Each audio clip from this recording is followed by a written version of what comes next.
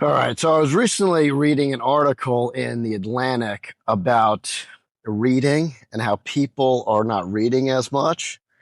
It's a great article. It's by Rose Horowitz. And they first go into how the premise of the article is that people are not reading. And we're living in a post literate, not an illiterate, but a post literate society where people are not reading longer form, more dense, more complicated text, and instead they're reading shorter little blurbs, things on Reddit, Twitter posts, things like that, and the kind of effects it has. The first part of the article goes into like a little bit of history of reading and mass literacy, and it was really interesting. It starts with uh, King Ptolemy, I think that's the right pronunciation, the first of Egypt. And he told his court advisors to collect all of the works of the world and to amass this collection. And that would later become the Library of Alexandria.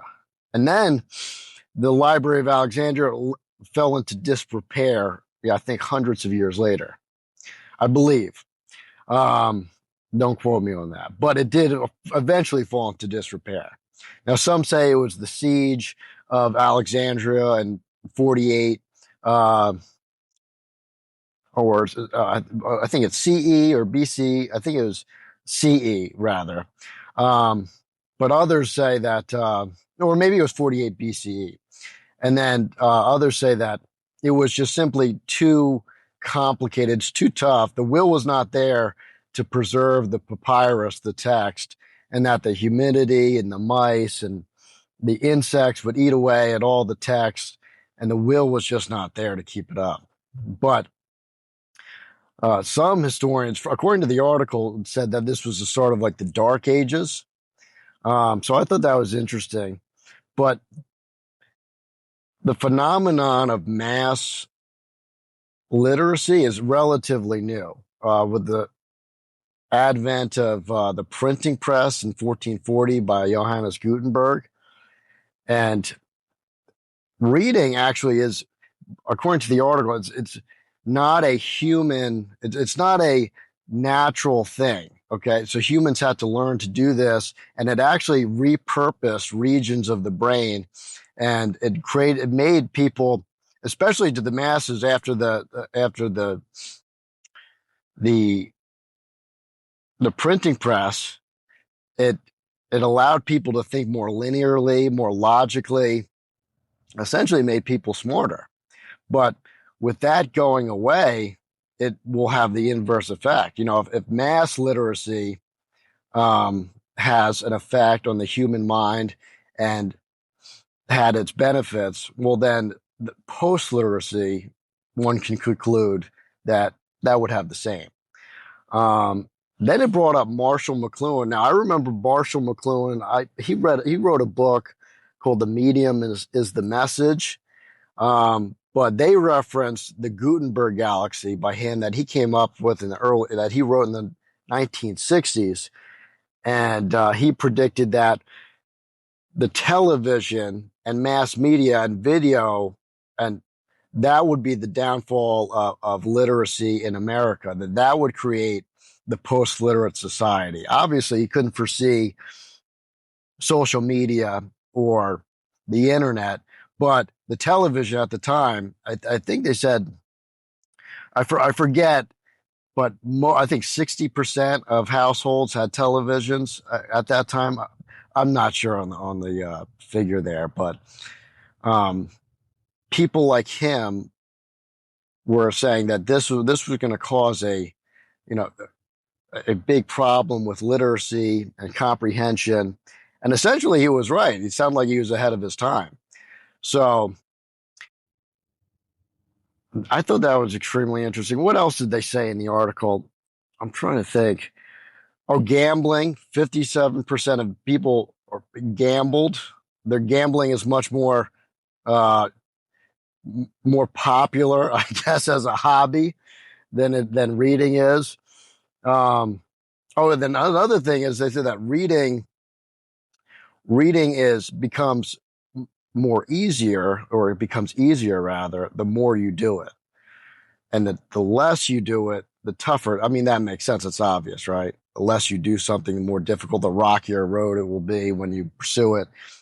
The more you do it, the more you immerse yourself in it, the easier, the simpler, the more enjoyment you can have out of it. Um, but very interesting article. Now, I'm in the same category. I have not read a book in a full book cover to cover in quite some time. But that's something that I got to get into because I don't want to lose. I don't want to become dumber because that's what it sounds like. In the article, it goes into that. It said that neuroscientist, I think his name was Alexander Luria, went to Uzbekistan and he met with townspeople, and some were literate, some were illiterate, and he posed the syllogism. He asked questions, or he gave statements and then asked questions. One of them was something to the effect that all bears in the north are white.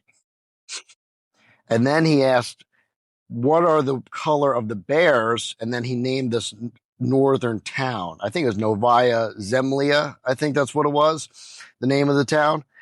And the people that were able to read said, oh, well, by power of deduction must be white because that town is in the north. And you just said all bears in the north are white.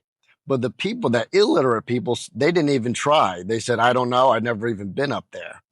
So not being able to read actually affects your ability to deduce and to complete simple syllogisms.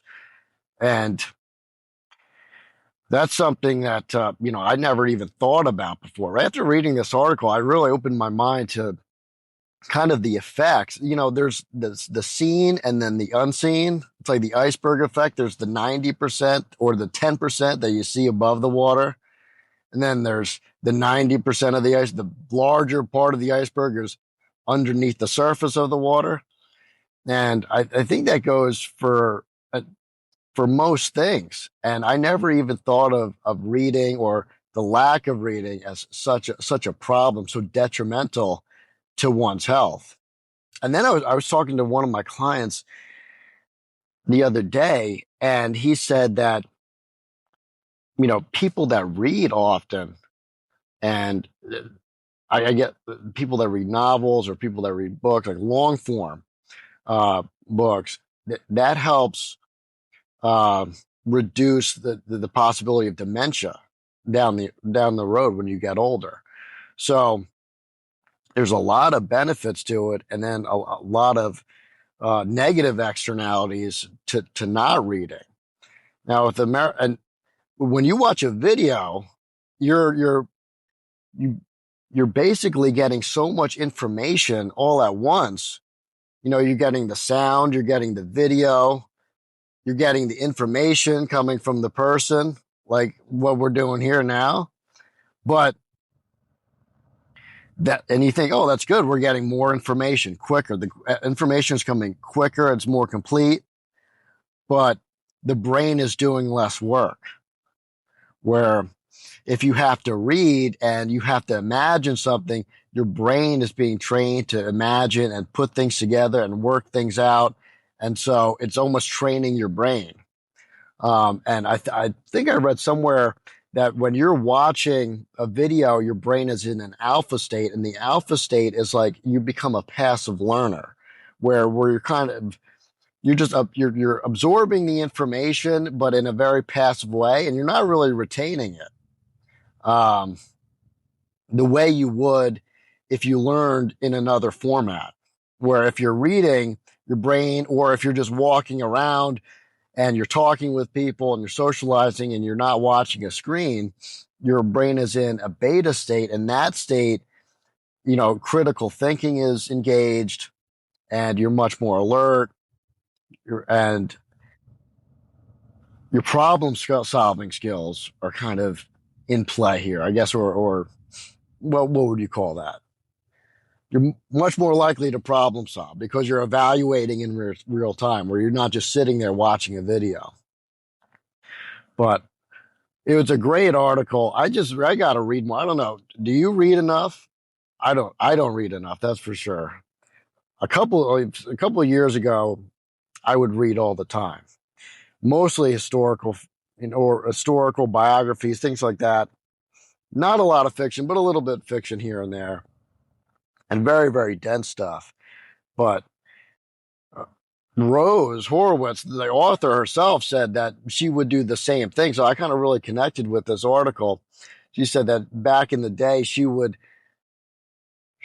read a lot, but life comes and you get busier, and you gotta work a little bit more, and maybe you got someone in your life or whatever it is, and the reading kind of takes a back seat. And I thought, you know what, I'm kind of in the same boat, but I suppose I gotta allot some time to reading, and yeah, just to reading, just so that my brain does not atrophy. I need the knowledge. I don't want my brain to atrophy. I don't want to become I don't want dementia in my old age. I don't want gambling, which I don't gamble, thank God, but definitely don't want gambling to become my hobby. I'd rather have reading to become my hobby. But if you get a chance, pick up a copy. Maybe it's online or something like that, but it's a really, really good article in the Atlantic. It was called The Age of Reading is Over.